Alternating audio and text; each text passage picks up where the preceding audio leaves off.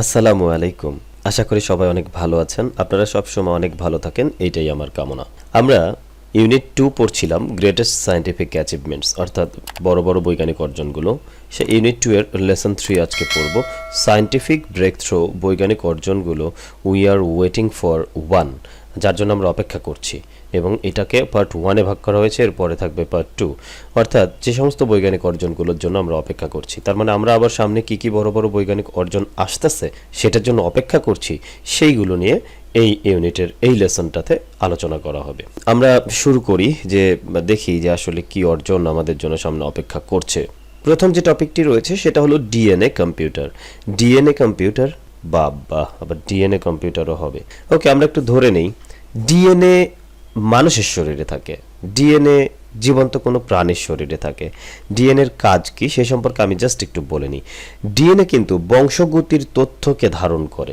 এখানে যে কম্পিউটারের কিবোর্ডের ওপর দিয়ে ছবিটা দেওয়া হয়েছে, এটা কিন্তু ডিএনএর ছবি। যারা সায়েন্সের স্টুডেন্ট তারা কিন্তু জীববিজ্ঞানে ডিএনএ সম্পর্কে খুব ভালো করে পড়ে থাকবেন। এনিওয়ে, তো ডিএনএ যদি জীবন্ত কোনো কিছুর শরীরের মধ্যে থাকে বংশগতির তথ্য ধারণ করতে, তাহলে কম্পিউটারের আবার মানে শরীরে কিভাবে আসবে, এবং কম্পিউটারের বংশগতির ব্যাপারটা আবার কি। আসলে মূল ব্যাপারটা কি সেটা এইটুকু পড়লেই বোঝা যাবে যে কম্পিউটারের মধ্যে ডিএনএ কিভাবে আসবে, সেটা কিভাবে কাজ করবে, সব কিছু আমরা এটুকু পড়লেই বুঝতে পারবো। ঠিক আছে, তাহলে আমরা একটু পড়ে দেখি যে ডিএনএ কম্পিউটার বলতে আসলে কি বোঝানো হয়েছে। ইমাজিন, কল্পনা করুন, হ্যাভিং অ্যান আইপড। আপনার একটি আইপড রয়েছে। আইপড মানে হচ্ছে অ্যাপেল কোম্পানি, ফোন তৈরিকারক যে প্রতিষ্ঠান, তাদের যে ছোট ছোট গান শোনার যন্ত্র, তাদেরকে আইপড বলা হয়। ক্যাপেবল অফ হোল্ডিং, ধারণ করতে ক্ষমতা রাখে, সমর্থ রাখে। থাউজেন্ডস অফ ইয়ার্স, হাজার বছরের। Of high definition video, HD video, high definition video. একবার চিন্তা করেন তো, আপনি যে ফোনটা ব্যবহার করছেন সেই ফোন এর ভেতরে কি এইচডি ভিডিও হাজার বছরের একসাথে করে স্টোর করা সম্ভব? যে মেমোরি, তাতে কিন্তু সম্ভব নয়। কিন্তু আপনাকে সেই কথাই কল্পনা করতে বলা হচ্ছে যে কল্পনা করুন তো আপনার কাছে এমন একটা আইপড রয়েছে যা কিনা হাজার বছরের এইচডি ভিডিও ধারণ করতে পারে। একটি DNA computer would make such a device very possible. Would make হয়তোবা করবে, সাচ আ ডিভাইস এইরকম একটি ডিভাইস, যন্ত্র, ভেরি পসিবল খুব সম্ভবপর। তার মানে একটা ডিএনএ কম্পিউটার এরকম একটা যন্ত্রকে সম্ভবপর করতে পারে। কিরকম যন্ত্র? হাজার বছরের ভিডিও ধারণ করতে পারে এইরকম একটা যন্ত্র। তার মানে ডিএনএ থাকলে পরে কম্পিউটারের ভেতরে বা কোনো ডিভাইসের ভেতরে হাজার বছরের ভিডিও ধারণ করা সম্ভব, অর্থাৎ অনেক জায়গা নিশ্চয়ই হবে। চলুন বাকিটুকু পড়ে দেখি কি বলছে আসলে। DNA is the substance, DNA হলো সেই বস্তু দ্যাট লিভিং অর্গানিজমস ইউজ, যা জীবন্ত কোনো কিছু ব্যবহার করে থাকে, টু স্টোর, সংরক্ষণ করতে, জেনেটিক ইনফরমেশন, বংশগতির তথ্য। ডিএনএ হলো সেই বস্তু যা জীবন্ত প্রাণীরা ব্যবহার করে থাকে বংশগতির তথ্য সংরক্ষণ করতে। What makes DNA special, DNA কে যা করেছে বিশেষ। এখানে হোয়াট দিয়ে যা বোঝানো হয়েছে। What makes DNA special, DNA কে যা বিশেষত্ব দান করেছে বা পৃথক করেছে, ইজ দ্যাট, তা হলো যে ইট ইজ এক্সট্রিমলি এফিসিয়েন্ট, এটা সত্যি খুবই কার্যকর। When it comes to storing information, যখন তথ্য সংরক্ষণের কথা আসে, ইন আ লিমিটেড স্পেস, অল্প জায়গায়। ডিএনএকে যা স্পেশাল করেছে তা হলো যখন অল্প জায়গায় বেশি তথ্য সংরক্ষণ করার কথায় আসি সেই বিষয়টি, তখন এটি খুবই কার্যকরী ভূমিকা পালন করে। জাস্ট 1 মিলিগ্রাম অফ ডিএনএ, মাত্র 1 মিলিগ্রাম ডিএনএ ইজ ক্যাপেবল, ক্ষমতা রাখে, সমর্থ রাখে, অফ হোল্ডিং, ধারণ করতে, অল দ্য প্রিন্টেড ম্যাটেরিয়াল, সমস্ত প্রিন্টেড ম্যাটেরিয়াল মানে প্রিন্ট করা যত কিছু রয়েছে, কাগজপত্র রয়েছে, ইন দ্য ওয়ার্ল্ড, পৃথিবীতে। মাত্র 1 মিলিগ্রাম অফ ডিএনএ এই পৃথিবীতে সমস্ত লেখালেখি করা পিডিএফ ফাইলকে ধারণ করতে ক্ষমতা রাখে। চিন্তা করা যায়, মাত্র 1 মিলিগ্রাম অফ ডিএনএ এই পৃথিবীর সমস্ত লেখালেখি করা যে তথ্য রয়েছে সেগুলোকে ধারণ করতে পারে। মানে এটা আসলে হার্ড টু ইমাজিন, এটা কল্পনা করা খুব কঠিন আসলে। ডিএনএ কম্পিউটিং মানে ডিএনএ দিয়ে কম্পিউটার চালানো বা কম্পিউটিং করা, ইজ কারেন্টলি, বর্তমানে, ইন ইটস ইনফ্যান্সি, এটার একদম শুরুর দিকে রয়েছে, মানে এটা শিশুকালে রয়েছে। উইথ প্রোটোটাইপস, একটা মূল নমুনা সাথে নিয়ে, সাচ অ্যাজ মায়া 2, এই নমুনাটির নাম হচ্ছে মায়া 2, অনলি ক্যাপেবল, শুধুমাত্র ক্ষমতা রাখে, অফ শোয়িং, দেখাতে, দি কনসেপ্ট, ধারণা। ডিএনএ দিয়ে কম্পিউটার চালানো বা ডিএনএ কম্পিউটিং ইজ কারেন্টলি বর্তমানে এটার ইনফ্যান্সিতে রয়েছে, মানে শুরুর পর্যায়ে রয়েছে, প্রারম্ভিক অবস্থায় রয়েছে মায়া 2 নামক একটি মূল নমুনা সাথে নিয়ে, যা কিনা শুধুমাত্র ধারণা দিতে পারে। অর্থাৎ ডিএনএ দিয়ে যে কম্পিউটিং করব আমরা, এরকম করে তথ্য সংরক্ষণ করার ব্যবস্থা করব, আনলিমিটেড স্পেস, আনলিমিটেড স্টোরেজ তৈরি হয়ে যাবে, এই চিন্তাটা মাত্র শুরুতে রয়েছে। এবং শুরুতে হলেও একটা মানে নমুনাও কিন্তু তৈরি করা হয়েছে, যার নাম দেওয়া হয়েছে মায়া 2। এবং এই মায়া 2 কী করতে পারে? এই মায়া 2 শুধুমাত্র এই ধারণাটাই দিতে পারে। তার মানে আসলে কিন্তু কিছু হয়ে ওঠে নাই এখনও, জাস্ট কল্পনা করা হচ্ছে। এবং ডিএনএ কম্পিউটিং হলে সেটা কেমন হবে, কিভাবে কাজ করবে, সেটার জন্য একটা মূল নমুনা তৈরি করা হয়েছে এবং সেই নমুনাটার নাম দেওয়া হয়েছে মায়া 2। মায়া নামে কেউ আছেন নাকি? আপনার নামে তো ডিএনএ কম্পিউটিং হচ্ছে।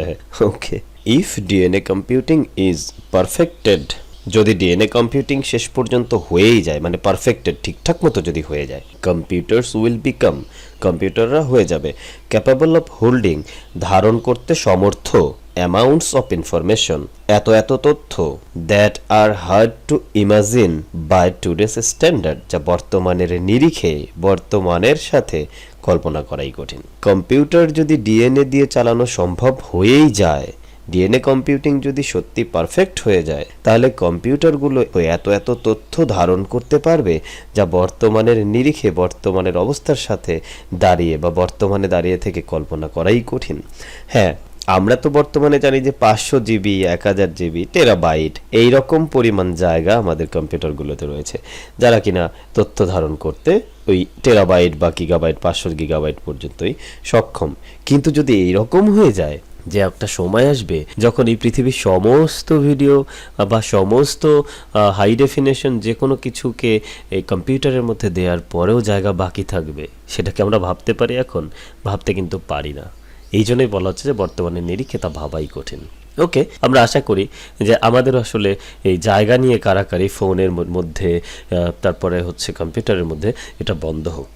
আমরা দ্বিতীয় প্যারাটি দেখি, এখানে কি বলা হচ্ছে? পার্মানেন্ট মুন বেজ, পার্মানেন্ট, স্থায়ীভাবে, মুন বেজ, চাঁদে বসবাস করা, স্থায়ীভাবে চাঁদে বসবাস করা, মানুষের স্বপ্নের কোনো শেষ নেই। Ever since setting up human habitation in space was first imagined, তাহলে ওয়াজ ফার্স্ট ইমাজিনড, প্রথম কল্পনা করা হয়েছিল হিউম্যান হ্যাবিটেশন, মানুষের বাসস্থান, ইন স্পেস, মহাশূন্যে, এভার সিন্স, যখন প্রথম। তাহলে যখন প্রথম মানুষের বাসস্থান স্থাপন করা মহাশূন্যে কল্পনা করা হয়েছিল, তার মানে যখন প্রথম মানুষের বাসস্থান মহাশূন্যে নিয়ে যাওয়ার কথা কল্পনা করা হয়েছিল, তখন থেকে ইট ওয়াজ থট দ্যাট, এটা ভাবা হতো যে দ্য মুন, চাঁদ, would be the first object, হতে পারে প্রথম লক্ষ্যবস্তু, টু বি কলোনাইজড, উপনিবেশ তৈরি করতে বা বসতি তৈরি করতে। সেন্স, যেহেতু ইট ওয়াজ ক্লোজেস্ট টু দি আর্থ, এটাই ছিল পৃথিবীর সবচেয়ে কাছে। কি চমৎকার আইডিয়া যে মহাশূন্যে যখন বসবাস করার কথা প্রথম ভাবা হচ্ছিল, তখন থেকে কিন্তু প্রথম ভাবা হচ্ছিল যে চাঁদে বসবাস করা হবে। এর কারণ কি? এর লজিক্যাল কারণ হচ্ছে যে চাঁদই যেহেতু পৃথিবী থেকে সবচেয়ে কাছে, আমরা তো দেখতে পাই কি সুন্দর একটা গোল বস্তু, সেটাই তো পৃথিবীর কাছে হওয়ার কথা।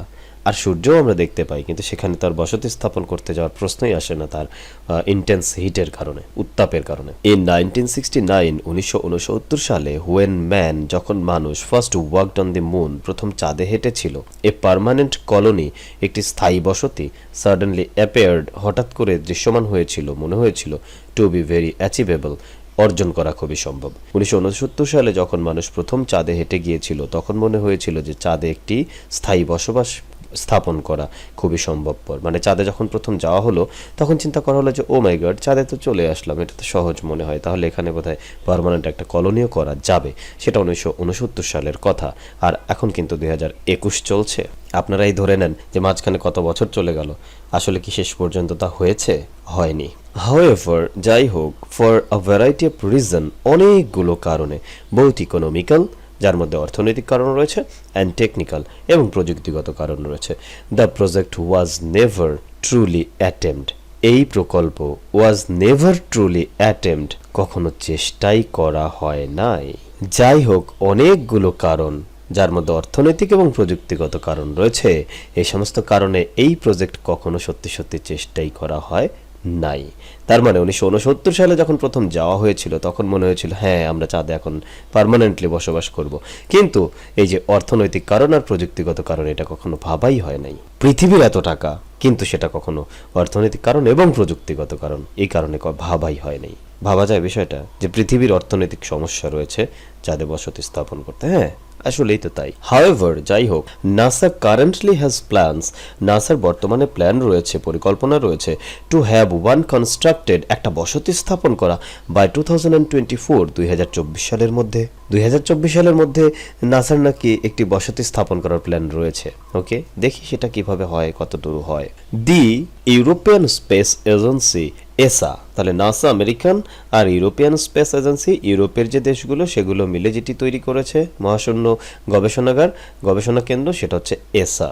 অলসো হ্যাজ প্ল্যানস, তাদেরও পরিকল্পনা রয়েছে টু কনস্ট্রাক্ট, একটা বসতি স্থাপন করা, এ মুন বেস, চাঁদে স্থায়ীভাবে ভিত্তি বাই 2025, 2025 সালের মধ্যে। তাহলে নাসা 2024 সালের মধ্যে একটা বসতি স্থাপন করতে চায়, আর এসা ইউরোপিয়ান স্পেস এজেন্সি তারা 2025 সালের মধ্যে একটি বসতি স্থাপন করতে চায়। জাপান অ্যান্ড ইন্ডিয়া, জাপান এবং India also each have plans, তাদেরও প্রত্যেকেরই পরিকল্পনা রয়েছে টু হ্যাভ আ বেস, একটা ভিত্তি স্থাপন করা বাই 2030, 2030 সালের মধ্যে। আমরা দেখতে পাচ্ছি যে বিশ্বের সবচেয়ে ক্ষমতাধর শক্তিশালী দেশগুলো চাঁদে বসতি স্থাপন করতে চায়। 2030 সাল, 2025 সাল, এদিকে দেখলাম নাসা 2024 সালে। আমরা তো আসলে এটা ভাবতে পারি না, কারণ আমাদের মহাকাশ গবেষণাগারই নেই। ওকে, তবে মজার বিষয় হচ্ছে যে উন্নত দেশগুলো যদি এভাবে টাকা পয়সা খরচ করে চলেই যায় চাঁদে, তাহলে তো পৃথিবী আমাদের হয়ে যাবে, আমরা তখন পৃথিবীতে রাজত্ব করব। যাই হোক, joke apart, the biggest barrier, সবচেয়ে বড় বাধা টু আ বেস, একটা বসতি স্থাপন করতে, ইজ মানি, টাকা। বসতি স্থাপন করার জন্য সবচেয়ে বড় বাধা টাকা। তাহলে জাপান, তারপরে ইন্ডিয়া, ইউরোপিয়ান যে কান্ট্রিগুলো, আমেরিকা, তাদেরই যদি বিগেস্ট ব্যারিয়ার হয় টাকা, তাহলে অন্যান্য দেশের কথা তো বাদই দিলাম। মেনি পিপল উইদিন নাসা, অনেক মানুষ নাসার ভেতরকার, অর্থাৎ নাসায় চাকরি করে বা এরকম কিছু মানুষই, ইনক্লুডিং বাজ অ্যালড্রিন, যার মধ্যে বাজ অ্যালড্রিনও রয়েছেন। হু ইজ বাজ অ্যালড্রিন? বাজ অ্যালড্রিন এবং নীল আর্মস্ট্রং, তারাই তো 1969 সালে চাঁদে গিয়েছিলেন।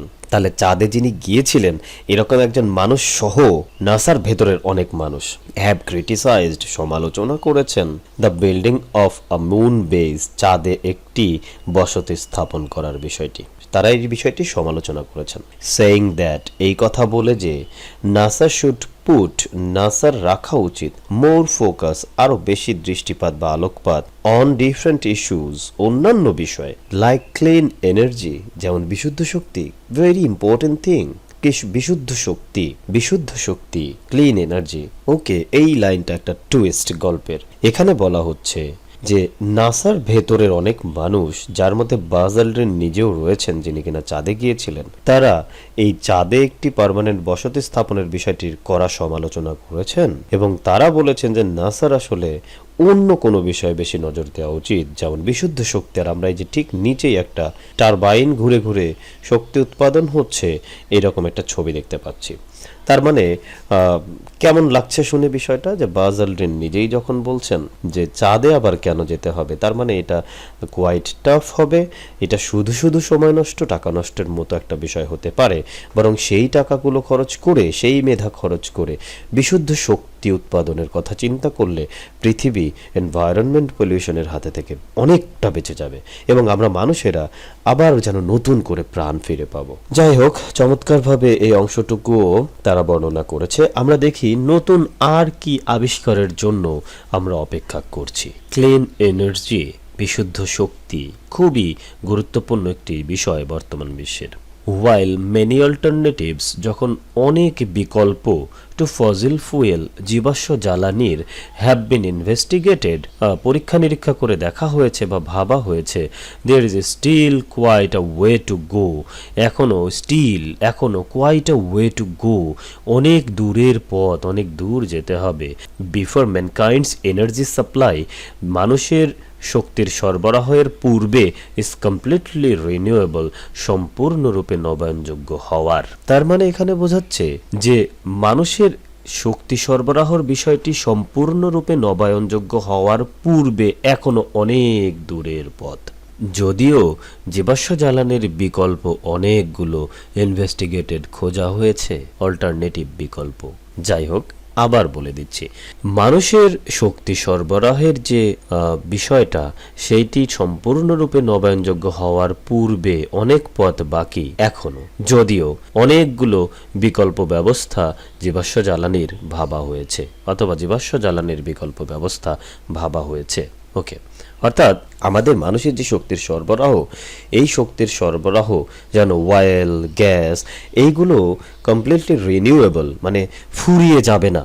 এগুলো হবে কি, যে এগুলো পুড়ে নতুন শক্তির উৎপাদন হবে, তাহলে পরিবেশের দূষণ হবে না। এইরকম মানুষের শক্তি সরবরাহ রিনিউয়েবল, নবায়নযোগ্য, নতুন করে আবার ব্যবহৃত হইতে পারবে, পরিবেশ দূষণ না করে ব্যবহৃত হবে, আবার নতুন শক্তি উৎপাদন হবে, সেটা আমরা আবার ব্যবহার করব, আবার সে সময় নতুন শক্তি উৎপাদন হবে, অর্থাৎ কোনোভাবেই পরিবেশ দূষিত হবে না।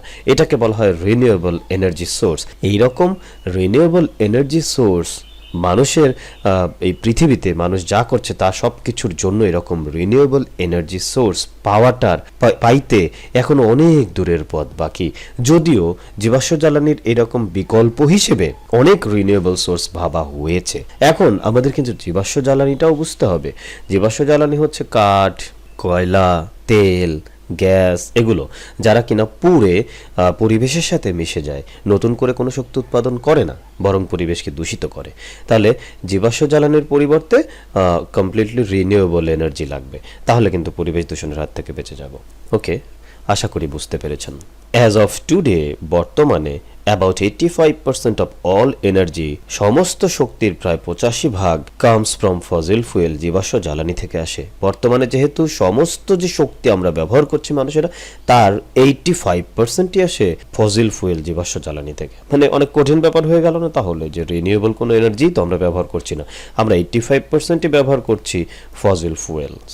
দ্য রিজন, যেই কারণ clean energy is considered two be important, পরিষ্কার শক্তি, বিশুদ্ধ শক্তিকে গুরুত্বপূর্ণ ভাবা হয় যে কারণে, ইজ হলো বিকজ ফসিল ফুয়েলস, কারণ জীবাশ্ম জ্বালানিগুলো আরন্ট এক্সপেক্টেড, প্রত্যাশা করা যায় না, টু লাস্ট, টিকে থাকবে, মাচ লঙ্গার, অনেকক্ষণ ধরে। যেই কারণে বিশুদ্ধ শক্তিকে গুরুত্বপূর্ণ ভাবা হচ্ছে তা হলো যে ফসিল ফুয়েলকে প্রত্যাশা করা যায় না যেটা বেশিক্ষণ লাস্ট করবে, মানে টিকে থাকবে। আর কি কারণ? দে পলিউট দ্য এনভায়রনমেন্ট, তারা পরিবেশকে দূষিত করে, and they have led to tensions, এবং তারা সংঘাতের সৃষ্টি করেছে বা টেনশনের সৃষ্টি করেছে বিটুইন নেশনস, বিভিন্ন জাতিদের মধ্যে। তাহলে যেই কারণে বলা হচ্ছে যে বিশুদ্ধ শক্তি খুবই গুরুত্বপূর্ণ, তা হলো 1, জীবাশ্ম জ্বালানি বেশিক্ষণ ধরে টিকে থাকবে এটা ভাবা যায় না। 2, এটি পরিবেশকে দূষিত করে। 3, এটি বিভিন্ন জাতিদের মধ্যে সংঘাতের সৃষ্টি করেছে বা উদ্বিগ্নতার সৃষ্টি করেছে। তার মানে এই ফসিল ফুয়েল যাদের রয়েছে তাদের সাথে কিন্তু বিশ্বের অন্যান্য দেশের একটা সংঘাতপূর্ণ সম্পর্ক কিছুদিন আগেও ছিল। তেল নিয়ে যুদ্ধ কিন্তু পৃথিবী কম দেখে নাই, সেই জন্য বলা হচ্ছে এগুলো। এরপর বলা হচ্ছে the reason clean energy is hard to come, যেই কারণে ক্লিন এনার্জি আসা খুব কঠিন, বিশুদ্ধ শক্তিটা আমরা পাবো এটা খুব কঠিন। যে কারণগুলোতে বাই ইজ দ্যাট, তা হলো যে we have spend the last 150 years, আমরা গত 150 বছর ব্যয় করেছি ডিপেন্ডেন্ট অন অয়েল, তেলের ওপর নির্ভর করে। এটা হলো একটা কারণ।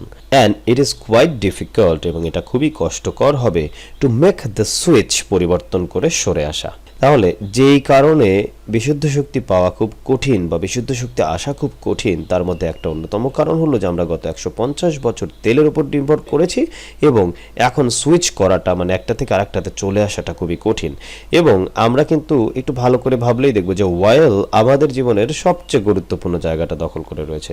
আমাদের সমস্ত মেশিন যা গত 150 বছর আবিষ্কৃত হয়েছে সব তেল দিয়ে চলে, গ্যাস দিয়ে চলে, মানে এই টাইপের ফসিল ফুয়েল দিয়ে চলে। আমরা তেল দিয়ে রান্নাবান্নার কাজ পর্যন্ত করে ফেলি, ইন্ডাস্ট্রি চালাই। তাহলে যা কিছু আবিষ্কৃত হয়েছে সব কিছুর এনার্জি সোর্স কিন্তু ভাবা হয়েছে আবিষ্কারের সময় অয়েলকে। তাহলে আমরা 150 বছরের সমস্ত গুরুত্বপূর্ণ আবিষ্কারকে অয়েল দিয়ে চালানোর চিন্তা করেছি। সেক্ষেত্রে এখন হুট করে যদি আমরা সুইচ করতে চাই, অয়েল থেকে আমরা শক্তির উৎস হিসেবে ব্যবহার করতে চাই রিনিউয়েবল এনার্জি, তাহলে আমরা আমাদের সমস্ত সৃষ্টিগুলোকেই চেঞ্জ করে ফেলতে হবে, যেন ওগুলো আবার রিনিউয়েবল এনার্জি দিয়ে চলে, সো এটা কিন্তু কোয়াইট টাফ, সময় লাগবে, নট পসিবল এমন না।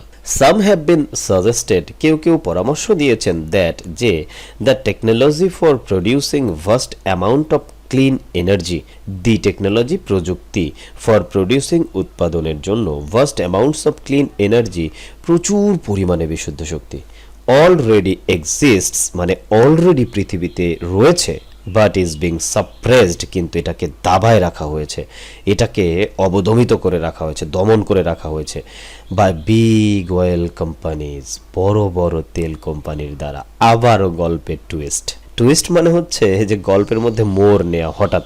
এই যে জীবাশ্ম জ্বালানির মধ্যে একটা বড় শক্তি অয়েল, তেল, আমি একটু আগেই বললাম যে তেল নিয়ে পৃথিবীতে বহু সংঘাত সৃষ্টি হয়েছে, একটা দেশকে ধ্বংস করে ফেলা হয়েছে, আর একটা দেশকে ধ্বংস করে ফেলা হয়েছে। এই তেল কোম্পানি যারা চালায় তারা কিন্তু অনেক বড় ক্ষমতাধর এই পৃথিবীতে, এবং এই বড় বড় ক্ষমতাধর মানুষগুলো বা এই কোম্পানিগুলো কিন্তু এই যে জীবাশ্ম জ্বালানিকে বা তেল শক্তিকে নষ্ট হতে দিতে চাইবে না, তারা চাইবে না বিশুদ্ধ শক্তি আসুক। এই লাইনটাতে বলা হচ্ছে যে কেউ কেউ বলেছে যে এই পৃথিবীতে প্রচুর পরিমাণে বিশুদ্ধ শক্তি উৎপাদনের যে প্রযুক্তি তা কিন্তু অলরেডি এক্সিস্ট করে, বিদ্যমান, কিন্তু ইজ বিং সাপ্রেসড, এটাকে দাবায় রাখা হয়েছে বড় বড় তেল কোম্পানির দ্বারা। বড় বড় তেল কোম্পানি এটাকে আটকায় রেখেছে যেন কাজ শুরু করতে না পারে। হাউএভার, যাই হোক, সেভারেল ইউরোপিয়ান কান্ট্রিজ, ইউরোপের কিছু দেশ হ্যাভ প্রডিউসড, উৎপাদন করেছে কনসিডারেবল অ্যামাউন্টস, বেশ খানিকটা পরিমাণের অফ ক্লিন এনার্জি, বিশুদ্ধ শক্তি। কনসিডারেবল অ্যামাউন্ট বলতে আমরা আসলে বুঝবো যে উল্লেখযোগ্য পরিমাণ, বেশ খানিকটা অফ ক্লিন এনার্জি। তাহলে এখানে বলা হচ্ছে যে ইউরোপের কিছু কিছু দেশ উল্লেখযোগ্য পরিমাণ বিশুদ্ধ শক্তি উৎপাদন করেছে। Current methods of clean energy, বিশুদ্ধ শক্তির বর্তমান যে প্রক্রিয়া, মেথড, উৎপাদনের প্রক্রিয়া, ইনক্লুড, এর মধ্যে রয়েছে উইন্ড, বাতাস, সোলার, সৌরশক্তি, জিওথার্মাল, ভূতাপ, মাটির তাপ, টাইডাল মানে হচ্ছে স্রোত, হাইড্রো পাওয়ার মানে হচ্ছে পানির শক্তি, নিউক্লিয়ার, আণবিক শক্তি, অ্যান্ড বায়োফুয়েল এবং জৈব জ্বালানি। তাহলে জীবাশ্ম জ্বালানি এর পরিবর্তে বিশুদ্ধ শক্তি ব্যবহার করলে সেই বিশুদ্ধ শক্তি উৎপাদনের যে বর্তমান মেথড তার মধ্যে যা যা রয়েছে সেগুলো কিন্তু সব বিশুদ্ধ জিনিস, যেমন বাতাস, সৌরশক্তি, মাটির উত্তাপ, পানির স্রোত, জলশক্তি, আণবিক শক্তি এবং জৈব জ্বালানি, এইগুলো ব্যবহার করেই আবার আমরা ক্লিন এনার্জি তৈরি করতে পারি। সো এটাও বেশ ইম্পর্টেন্ট একটা বিষয় যে ক্লিন এনার্জি, আমরা চাইবো যে অবশ্যই ক্লিন এনার্জি আমাদের পৃথিবীতে আসুক এবং আমরা সেটা ব্যবহার করে আমাদের পৃথিবীকে দূষণ মুক্ত রাখতে পারি। দেখা যাক শেষে আরেকটি পয়েন্ট আমরা দেখতে পাচ্ছি, খুবই ইম্পর্টেন্ট একটা পয়েন্ট মনে হচ্ছে, cure for cancer. Cancer one of the deadliest disease এখানে বলা হচ্ছে। এই ক্যান্সারের কিওর, নিরাময়, ক্যান্সার যেন ভালো হয়ে যায় মানুষের, আল্লাহ আমাদের সবাইকে ভালো রাখুন। Cancer is one of the deadliest disease, cancer একটি মরণ ব্যাধি, ঘাতক ব্যাধি, অফ দ্য মডার্ন এরা, আধুনিক যুগের, এরা মানে যুগ, আধুনিক যুগের একটি ঘাতক ব্যাধি হচ্ছে, মরণ ব্যাধি হচ্ছে cancer. Ever since the days of Hippocrates people, ever since the days of Hippocrates, হিপোক্রেটসের সময় থেকে, হিপোক্রেটস হচ্ছে একজন গ্রিক চিকিৎসা বিজ্ঞানী, তার সময় থেকে, সে অনেক প্রাচীন আমলের কথা, তার সময় থেকেই পিপল হ্যাভ বিন সার্চিং, মানুষ খোঁজ করিতেছে ফর আ কিওর, একটা নিরাময়ের জন্য। তাহলে হিপোক্রেটস যে গ্রিক চিকিৎসা বিজ্ঞানী, সে অনেকদিন আগের কথা, সেই সময় থেকেই মানুষ কিন্তু ক্যান্সারের নিরাময় খুঁজে বেড়াচ্ছে। এখানে present perfect continuous tense, have been searching, অর্থাৎ যে কাজটা আগে শুরু হয়েছে এখনো চলিতেছে সেটা বোঝানো হচ্ছে। Cancer is similar to the common cold. What? Cancer is similar to the common cold? হ্যাঁ, আসলেই কিন্তু তাই, ক্যান্সার কমন কোল্ডের মতোই, সাধারণ সর্দি জ্বরের মতোই। ইন দ্যাট অলদো, যদিও, there are many ways to treat it, সেই ক্ষেত্রে, সেই জন্য, ইন দ্যাট সেই জন্য, অলদো যদিও, there are many ways to treat it, এই ক্যান্সারকে, ইট বা দ্বারা এখানে ক্যান্সার বোঝানো হচ্ছে, ক্যান্সারকে চিকিৎসা করার অনেক উপায় রয়েছে, মডার্ন মেডিসিন, কিন্তু মডার্ন মেডিসিন ইজ স্টিল, এখনো, yet to come up with a cure, একটা নিরাময় বের করে নিয়ে আসতে পারে নাই। মানে কমন কোল্ড আপনার সর্দি জ্বর লাগে না? আপনি কি কখনো সর্দি জ্বর ছাড়া আপনার জীবনকে ব্যয় করতে পারবেন? একজন মানুষ কি তার জীবনে সর্দি জ্বর একবারই হবে আর হবে না এরকম করতে পারবে? তাহলে অবাক হওয়ার কিছু নেই যে ক্যান্সার এবং কমন কোল্ড কিন্তু একই টাইপের জিনিস। ক্যান্সারেরও কোনো নিরাময় নেই, সর্দি জ্বরেরও কোনো নিরাময় নেই। তবে অনেক বড় পার্থক্য, অনেক অনেক বড় পার্থক্য। কেমন হয়ে গেল জিনিসটা? দুটো কিন্তু একই, কিন্তু দুইটার মধ্যে অনেক পার্থক্য। ক্যান্সার কমন কোল্ডের মতোই একটি রোগ, ইন দ্যাট সেই ক্ষেত্রে যেই ক্ষেত্রে কোন ক্ষেত্রে যে এটারও ট্রিট করার অনেক উপায় রয়েছে, যেমন কমন কোল্ডেরও ট্রিট করার অনেক উপায় রয়েছে, কিন্তু মডার্ন মেডিসিন এখনো পর্যন্ত এটা নিরাময় বের করতে পারে নাই, ক্যান্সারের নিরাময় বের করতে পারে নাই। এই ক্ষেত্রে ক্যান্সার এবং কমন কোল্ড সেম, কিন্তু অনেক বড় আলাদা দুইটা বিষয়। কারণ ক্যান্সার অবধারিত মৃত্যু ডেকে নিয়ে আসে, আর কমন কোল্ড আমাদের নিত্যদিনের সঙ্গী হয়ে রয়েছে। This is partially because like the common cold, আংশিকভাবে এটি সাধারণ সর্দি জ্বরের মতো। There are many different types of cancer, অনেক ধরনের ক্যান্সার রয়েছে, and they are slightly different, এবং এগুলো সবই আলাদা আলাদা। মানে এটা আংশিকভাবে সাধারণ সর্দি জ্বরের মতো, এবং অনেক ধরনের ক্যান্সার রয়েছে এবং এগুলো সবই আলাদা আলাদা। আমরা জানি যে ক্যান্সার বিভিন্ন ধরনের হয়, সেই জন্য বলা হচ্ছে দে আর স্লাইটলি ডিফারেন্ট, তারা সব আলাদা আলাদা ভিন্ন ধরনের। আনফর্চুনেটলি, দুর্ভাগ্যক্রমে, with over 7 million deaths per year, প্রতি বছর 7 মিলিয়ন ডেথস, মৃত্যু নিয়ে, cancer is much more serious, cancer অনেক বেশি মারাত্মক দেন দ্য কমন কোল্ড, সাধারণ সর্দি জ্বরের থেকে। Here is the difference. Cancer and common cold is similar types of disease because এই দুইটারই কোনো কিওর নাই সেই ক্ষেত্রে, কিন্তু cancer is much more serious then common cold, cancer common cold থেকে অনেক বেশি মারাত্মক একটি রোগ। এর কারণ কি? কারণ এটি প্রতি বছর 7 মিলিয়ন মানুষকে মৃত্যুর দিকে ঠেলে দেয়। তাহলে দুর্ভাগ্যক্রমে প্রতি বছর 7 মিলিয়নের বেশি মৃত্যু নিয়ে ক্যান্সার কমন কোল্ড থেকে অনেক বেশি মারাত্মক একটি রোগ। A wide assortment of drugs, বিভিন্ন ধরনের ঔষধ, কেমিক্যালস, রাসায়নিক, stem cells, genetically modified virus, বংশগতির দিক থেকে মডিফাইড ভাইরাস, জিনগত পরিবর্তন ঘটানো ভাইরাস, অ্যান্ড ইভেন আর্সেনিক, এমনকি arsenic have all been proposed, এই সব কিছুকেই চেষ্টা করে দেখা হয়েছে অ্যাজ ক্যান্সার কিউর, ক্যান্সারের নিরাময় হিসেবে। তাহলে অনেক ধরনের বিভিন্ন ধরনের ঔষধ, রাসায়নিক, স্টেম সেলস এবং বংশগতিতে পরিবর্তন ঘটানো ভাইরাস, এমনকি আর্সেনিক, সব কিছুকে ক্যান্সারের নিরাময় হিসেবে চেষ্টা করে দেখা হয়েছে, কিন্তু কোনো কিছুই এখনো সফল হয়নি। এই ছিল আমাদের এই প্যাসেজটি। এই প্যাসেজটি খুবই গুরুত্বপূর্ণ, ইনফ্যাক্ট এই ইউনিটের সবগুলো প্যাসেজই খুবই গুরুত্বপূর্ণ। গ্রেটেস্ট সায়েন্টিফিক অ্যাচিভমেন্ট ইউনিটটি আসলে গুরুত্বপূর্ণ। আমি এখন এই প্যাসেজটি একসাথে পড়ে ফেলেছি, নিশ্চয়ই অনেক বড় হয়ে গিয়েছে। সো সেক্ষেত্রে আমি খুব দ্রুত এই প্যাসেজটি যদি প্রথম প্যাসেজ হিসেবে পরীক্ষায় আসে, তাহলে আপনারা আমি যেভাবে ব্যাখ্যা করলাম সেই ব্যাখ্যাগুলোকে সুন্দর করে বুঝে বুঝে প্রশ্নের উত্তর করতে পারবেন। আপনি যখন অনুবাদ বুঝে যাবেন তখন আপনি অবশ্যই প্রশ্নের উত্তর সুন্দর করে করতে পারবেন। একটি সিঙ্গেল ওয়ার্ড আপনি বাদ দেবেন না, একটা ওয়ার্ড বাদ দেবেন তো আপনি সেই ওয়ার্ডের মিনিং না জানার কারণে একটা প্রশ্নের উত্তর করতে পারবেন না, এমন হয়ে যাবে। আর এই প্যাসেজটি যদি তাহলে প্রথম প্যাসেজ হিসেবে আসলে আপনাকে টিক চিহ্ন করতে হবে। টিক চিহ্নের মধ্যে 3 ধরনের টিক চিহ্ন হয়ে থাকে। 1, সোজা সবটা উত্তর প্যাসেজের ভেতরেই থাকে। 2, শব্দের সিনোনিম লিখতে হয়। 3, একটা শব্দ দিয়ে বলা হয় যে এই শব্দটি এই প্যাসেজে কি বুঝিয়েছে। তো এই শব্দটি এই প্যাসেজে কি বুঝিয়েছে আর সিনোনিম, এ দুটো প্রায় কাছাকাছি হয়ে যায়। তো আমি যেই শব্দগুলোকে এখন আপনাদের কাছে মনে হবে খুব গুরুত্বপূর্ণ সেইগুলোকে উল্লেখ করে দিচ্ছি, সেই শব্দগুলো আলাদা করে সিনোনিম পড়ে নিতেই হবে। তাহলে কিন্তু আপনি ওই যে 5টার মধ্যে 2টা 3টা 4টা সিনোনিম হয়ে গেলে আপনি খুব ভালো পরীক্ষা দিতে পারবেন।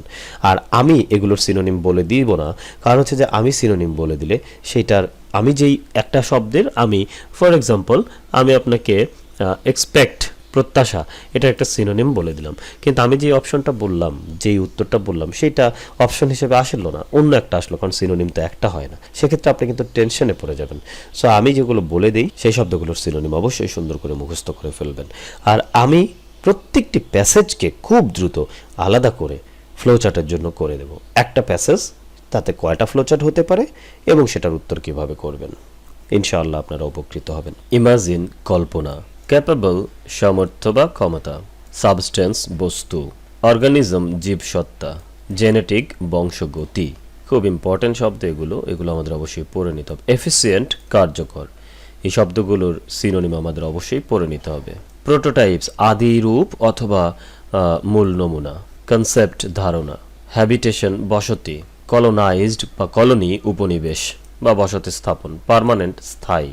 অ্যাপেয়ার দৃশ্যমান হওয়া বা দেখতে পাওয়া। অ্যাটেম্পট কোনো কিছুর চেষ্টা করা। এখানে কনস্ট্রাক্টেড বলতে আসলে কনস্ট্রাকশন বা কনস্ট্রাক্টেড বসতি বোঝানো হয়েছে। ব্যারিয়ার বাধা। বেজ ভিত্তি। ক্রিটিসাইজ সমালোচনা। অল্টারনেটিভস বিকল্প। অল্টারনেটিভ বিকল্প। ফসিল ফুয়েল জীবাশ্ম জ্বালানি। রিনিউয়েবল নবায়নযোগ্য। এক্সপেক্ট আশা করা। লাস্ট টিকে থাকা। সাপ্রেস দাবিয়ে রাখা। মেথড প্রক্রিয়া। জিওথার্মাল ভূতাপ। টাইডাল স্রোত। হাইড্রো পাওয়ার জলশক্তি। নিউক্লিয়ার আণবিক। বায়োফুয়েল জৈব জ্বালানি। ডেড লিস্ট ঘাতক এরা যুগ। হিপোক্রেট একজন গ্রিক চিকিৎসা বিজ্ঞানী বা ডক্টর। ট্রিট এখানে চিকিৎসা করা বোঝানো হচ্ছে। পার্শিয়ালি আংশিকভাবে। স্লাইটলি সামান্য পরিমাণে। অ্যাসর্টমেন্ট বিভিন্ন জিনিসের সমন্বয়। ওকে, এই ছিল এই প্যাসেজ এর সবচেয়ে গুরুত্বপূর্ণ শব্দগুলো, যেগুলো এই প্যাসেজ প্রথম প্যাসেজ হিসেবে আসলে টিক চিহ্নের জন্য আমরা সিনোনিমাস হিসেবে পড়ে রাখবো। কথা আর বাড়াবো না, প্যাসেজটি পুরোপুরি পড়ে ফেলেছি। ভিডিওটা হয়তো অনেক বড় হয়ে যাবে, সেজন্য আমি আন্তরিকভাবে দুঃখিত। যদি দুটো আলাদা করে পড়তাম তাহলে হয়তো একটু ছোট হতো। এনিওয়ে ভবিষ্যতে এটা মাথায় রাখবো। আর শেষবারের মতো যাওয়ার আগে বলতে হয় যে আপনারা একটু মন দিয়ে পড়াশোনা করবেন। পড়াশোনাই আপনাদের জীবনের ভিত তৈরি করে দিতে পারে। ঠিকমতো পড়াশোনা করলে আপনি সব কিছুতে জীবনে শান্তি খুঁজে পাবেন। এই প্যাসেজটিকে আলাদা করে ফ্লো চার্টের জন্য আর একদিন নিয়ে আসবো ইনশাল্লাহ। সে পর্যন্ত সবাই ভালো থাকবেন। আসসালামু আলাইকুম।